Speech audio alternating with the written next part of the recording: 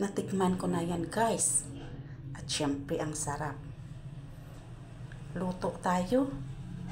Kasi fresh na fresh yung aming nabiling matambaka. Sa kumukulong tubig, ilagay ang ahos, bombay, kamatis, asin, bitsin, mix together.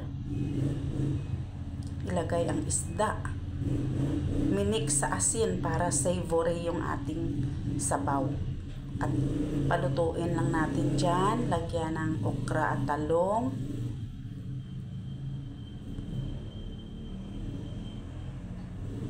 Ayun guys. Kangkong.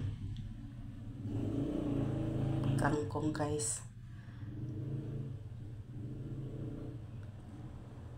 At lagyan natin ng kalamansi.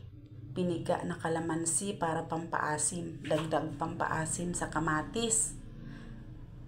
Yun yung ating isang klaseng sinabawan na kalamansi, yung pampaasim at kamatis.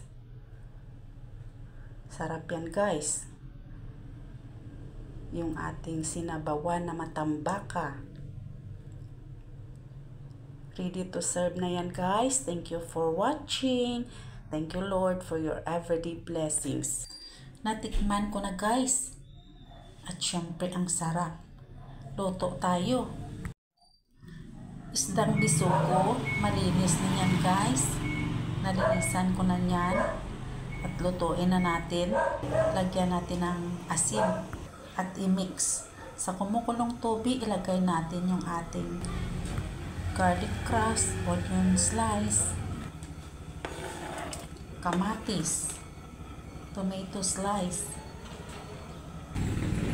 Ipa-boil natin guys. Lagyan ng asin, bitsin. Yan guys. Ilagay na natin yung ating bisugong isda. At lutuin lang natin dyan. Lagyan ng talong. Tinimplahan ko din yan guys. Seasoning granules. At ngayon, sinigang mix konti lang. Kasi meron ng mga kamatis. Lagay ang talbos ng kamuti. At isa na lang yung aming long chili. Sinabawan na bisugo is ready to serve. Please like and subscribe sa mga hindi pa nakasubscribe.